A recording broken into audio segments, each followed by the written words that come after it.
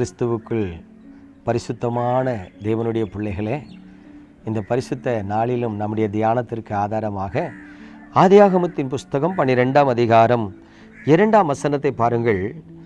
நான் உன்னை பெரிய ஜாதியாக்கி உன்னை ஆசீர்வதித்து உன் பேரை பெருமைப்படுத்துவேன்.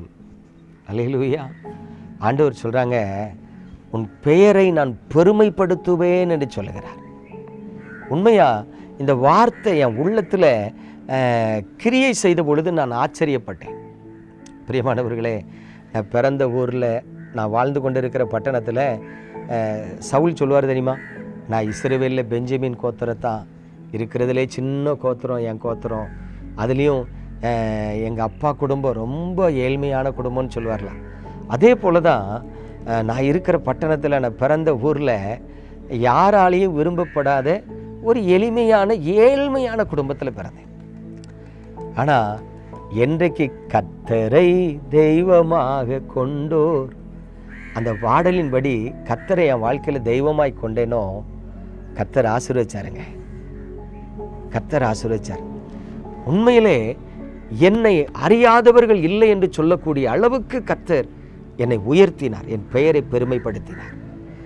நான் கண்டு அனுபவித்து வருகிற இந்த ஆசீர்வாதத்தை தான் இன்றைக்கு நான் உங்களுக்கு சொல்கிறேன். இந்த செய்தியை கேட்டுக்கொண்டு இருக்கிற உங்களுக்கு ஆண்டவர் சொல்கிறார், என் மகனே, என் மகளே, நீ என்னிடத்தில் விசுவாசம் வைத்து ஜெபிக்கிறபடியினால், என்னை பின்பற்றி என் வார்த்தைகளுக்கு கீழ்ப்படுகிறபடியினால் உன் பெயரை நான் பெருமைப்படுத்துவேன்னு சொல்கிறார்.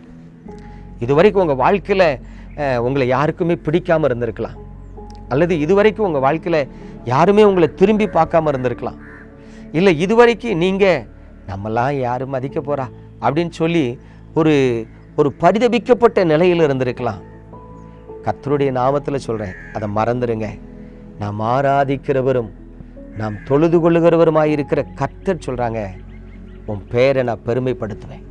பிரியமானவர்களே, சங்கீதக்காரன் பாருங்க, ஒரு சாதாரண ஆடு மேய்க்கிற சிறுவனாக இருந்தான். அப்போ படித்தவனா, கல்வி கற்றவனா, கற்றுத்தெரிந்தவனா கிடையாது.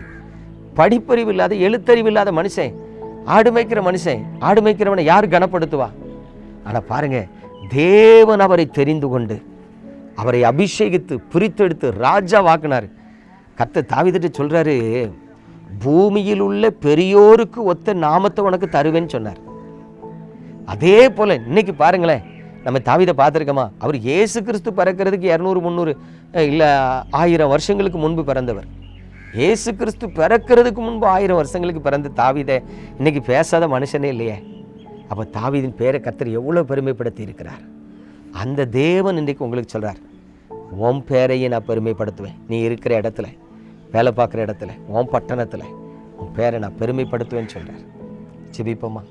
அன்பின் பரலோக தகப்பனே, நீ வார்த்தைகளை நாங்கள் நம்புகிறோம், நீ வார்த்தைகளை நாங்கள் விசுவாசிக்கிறோம். உன் பெயரை பெருமைப்படுத்துவேன் என்று சொன்ன வார்த்தைக்காக உமக்கு ஸ்தோத்திரம். இந்த கரத்தில் எங்களை தாழ்த்துகிறோம்.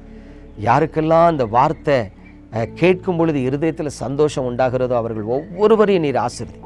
இந்த வார்த்தையை கேட்டு இப்படிலாம் நடக்குமா அப்படின்னு எதிர்பார்க்கிறவங்க ஒவ்வொருவருடைய பெயரையும் பெருமைப்படுத்தும்.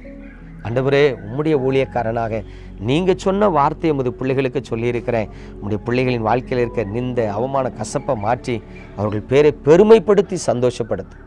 இயேசு கிறிஸ்துவின் பரிசுத்த நாமத்தில் பிதாவே, ஆமென்.